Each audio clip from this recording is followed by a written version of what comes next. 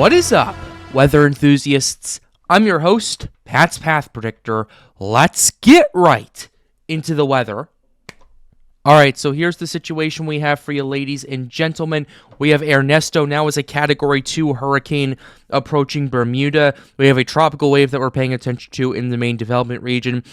We have another tropical wave that's currently over Mali and Mauritania that is going to be coming off the coast of Africa in the next 24 hours that we're going to have to pay attention to as the tropics continue to ramp up and things continue to escalate in this hurricane season. Let's go ahead and start with Hurricane Ernesto right here. We're going to go ahead and give you the latest on that as this is now making its final approach towards Bermuda. So here's the situation that we have going on. Maximum sustained winds are now at 100 miles per hour. It's a Category 2 hurricane on the Saffir-Simpson scale. Minimum central pressure is 969 millibars. We were watching it last night. Its current movement is north-northeast at 14 miles per hour. Hurricane warning remains in effect for Bermuda, and it's 180 miles southwest of Bermuda.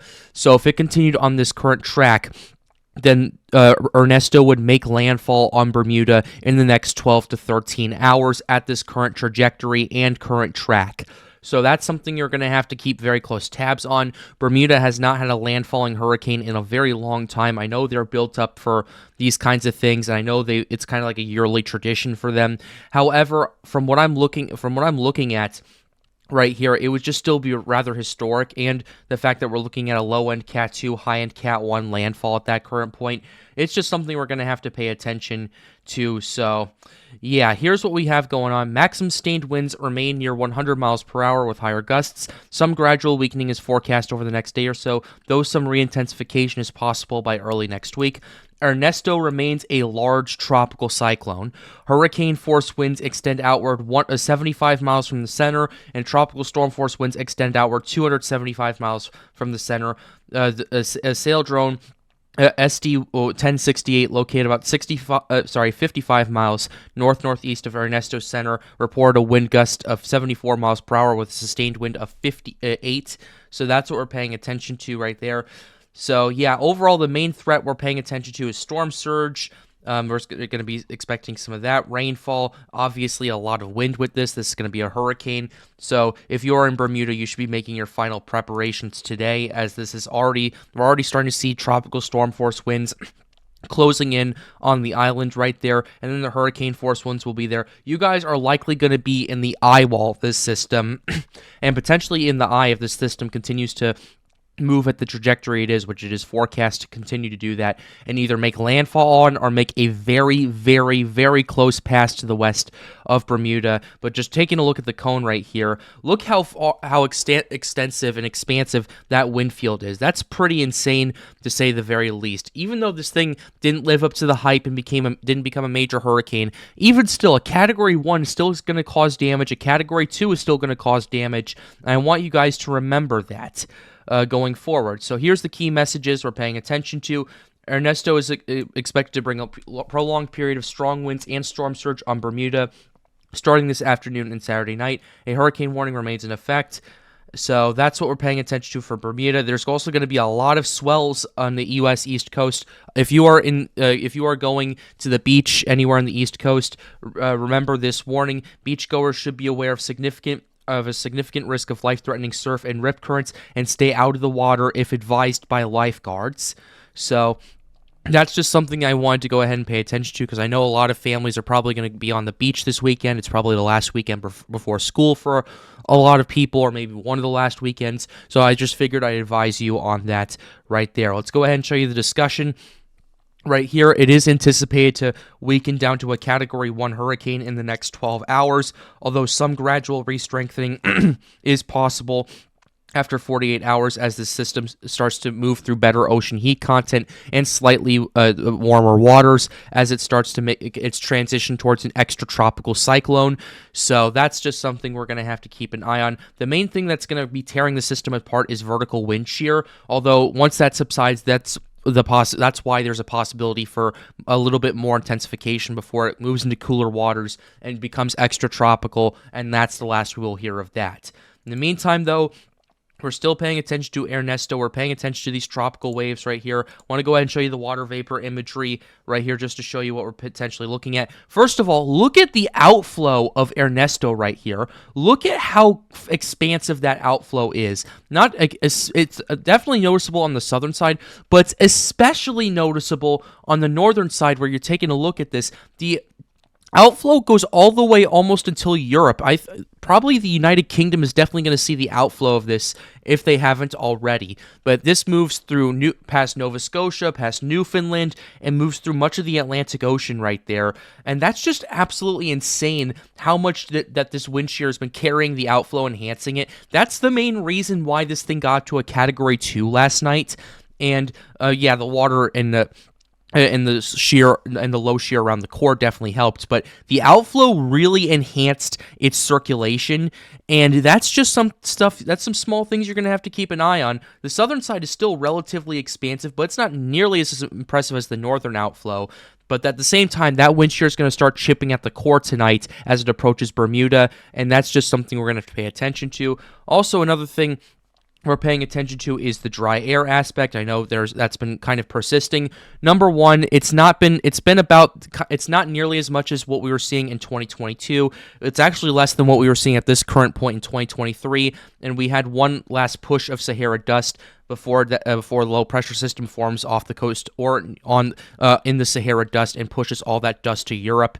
But regardless, we've just been seeing one system after another system after another system organize and develop, and we're starting to see an increase of ensemble runs, indicating that tropical development is on the way. But we will get to those in just a second. As for Ernesto, we're going to go ahead and show you the track models and the intensity. Track models are pretty straightforward once this thing is stay out to sea after Bermuda, although a couple of models are indicating that this could make landfall near Newfoundland on the eastern part of it, on the eastern tip, rather, of Newfoundland, potentially bring some impacts to St. John's over there, which if you're tuning in from that area, you need to be paying attention to this regardless. And then after that becomes extratropical and heads towards Europe. Intensity models pretty much been all over the place, but the general consensus is it's going to start weakening, although some strengthening is anticipated after that wind shear area.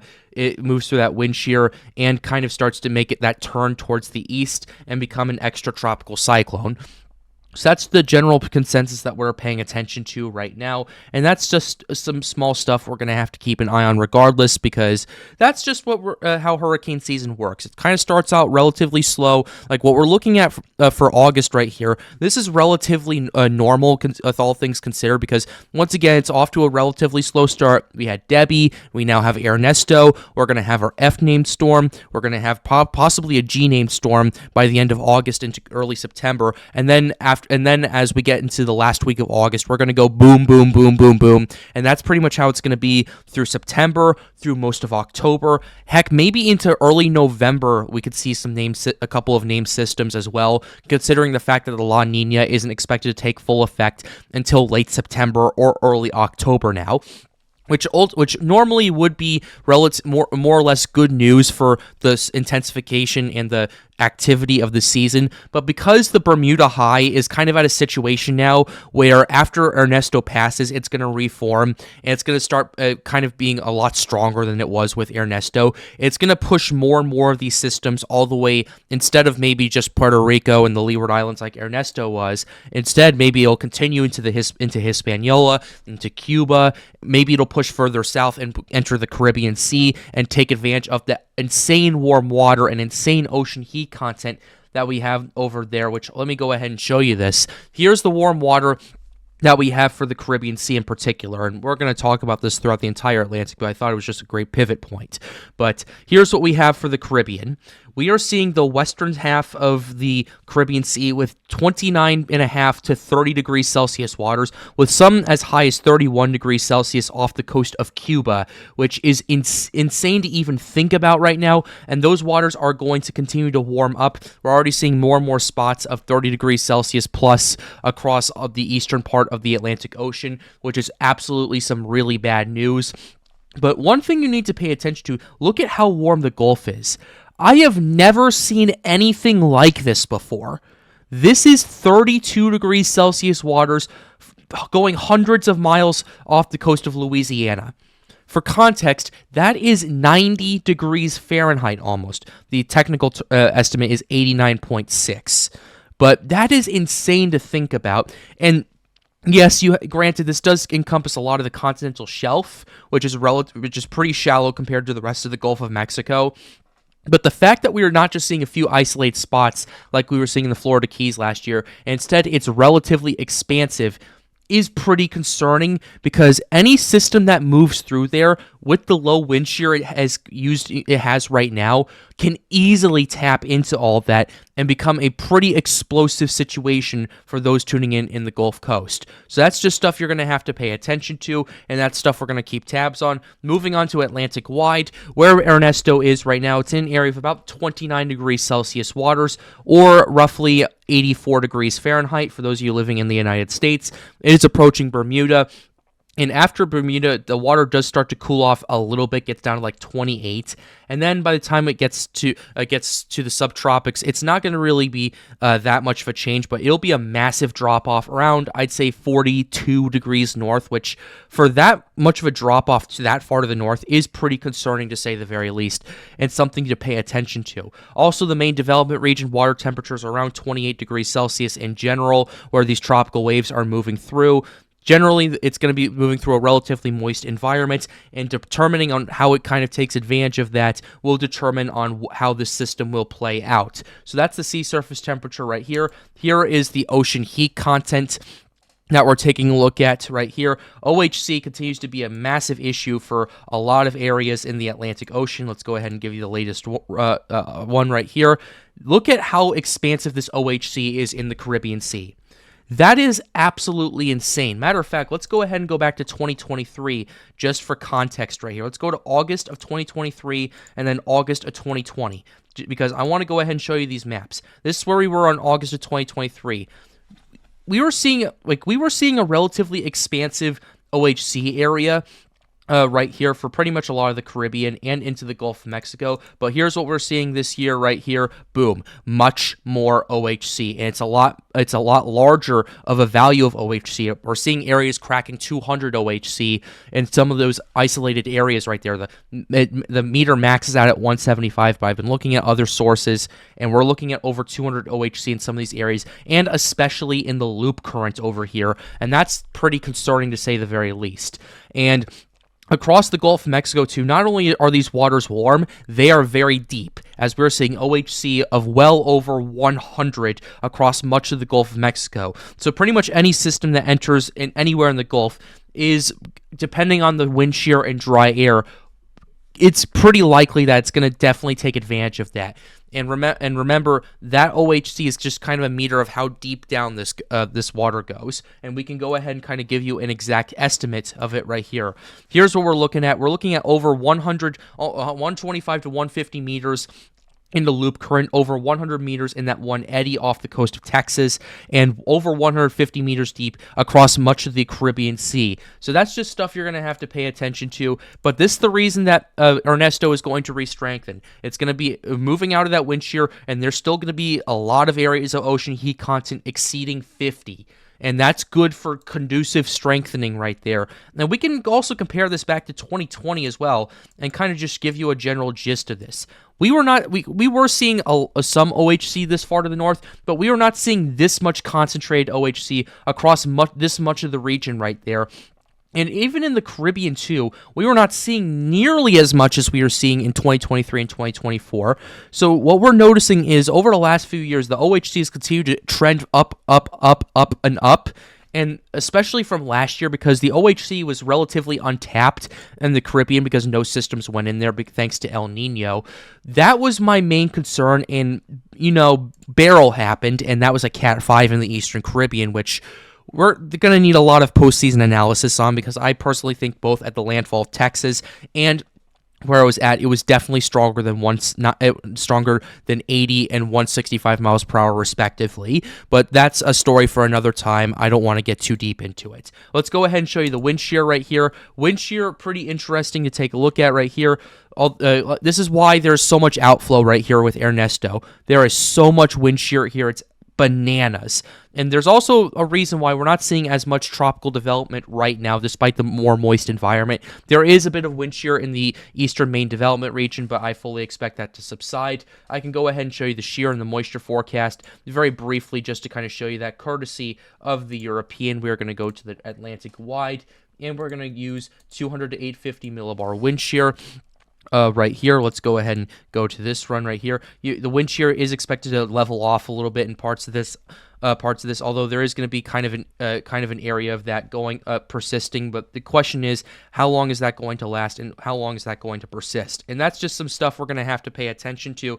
But regardless, wind shear patterns looking better and better for tropical development. Let's go ahead and show you the moisture component as well. There is still some dry air going on in this part right here, but the Sahara dust is going to be moving out of the area in the next week or so. And yeah, it's just kind of been hanging over there. Not as much as what we were seeing 2 years ago or even last year, but regardless, we're going to be entering a pattern shift where that dry air is much more broken up and allows for more and more tropical systems to organize and intensify. So that's just some stuff to pay attention to. Let's go ahead and show you some ensemble runs right here. Let's go ahead and take a look at the 0Z European as well. Let's go ahead and do that.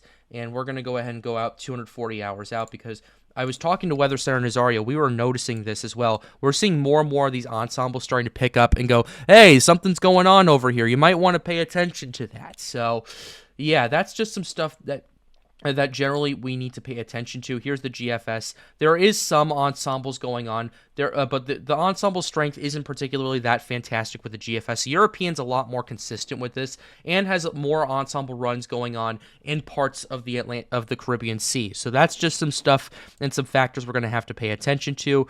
I also want to go ahead and take a look at the Tropical Tidbits ensemble forecast, because I know Nazario was on that earlier and he was talking a little bit about that. So I want to kind of give my little input on this. So here's the lower dynamics right here for the main European ensemble, main sea level pressure. This is what we have going on for much of the Atlantic Ocean. We're seeing more and more of these scenarios starting to show that, hey, something might be organizing, and more scenarios are showing that something might be happening in the Caribbean Sea, although they are still a little bit few and far in between for right now. But as we get into the late August, I fully expect that to continue to climb up and continue to surge. So that's what we have with that. Here's the GFS ensembles right here. More and more ensembles are showing something starting to happen across much of the Atlantic Ocean. So, yeah, we were kind of talking about that a little bit, which, yeah, I'm noticing that as well. They're not relatively strong right now, at least until we get into late August. That's when they start lighting up on the GFS,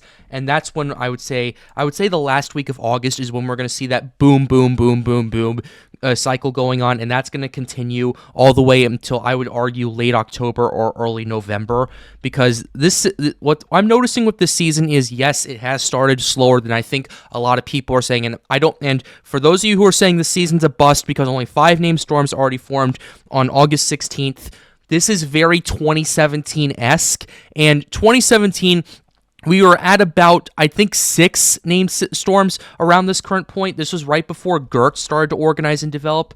And I know Harvey was starting to it was a tropical wave at this current point 7 years ago as well.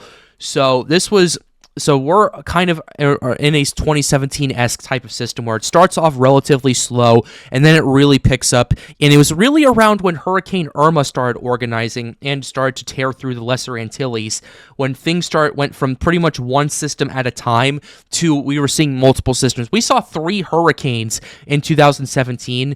At the same time, we had Irma, Jose, and Katia all across the Atlantic. Katia made landfall in Mexico. It was a very impressive sight. And am I saying that that's going to happen this year? No, I'm not saying that. But I think 2 hurricanes at the same point is absolutely going to happen.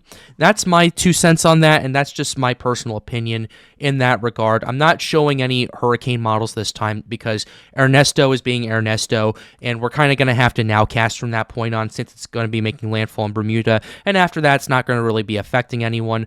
Also, we're looking at ensembles in regards to the rest of the season. So that's just stuff that I'm kind of paying attention to. But we will keep you updated here on the Pat's Path Predictor channel. Be sure to leave a like, subscribe to the channel. The goal of this channel, as always, is to get more people engaged with weather. If you want to come hang out with us at Storms United, be sure to join our Discord server. Link to that is right over there. Shout out to Taniel as an official sponsor of the Pat's Path Predictor channel. If you want to be a sponsor as well, be sure to join my Patreon. First link in the description down below.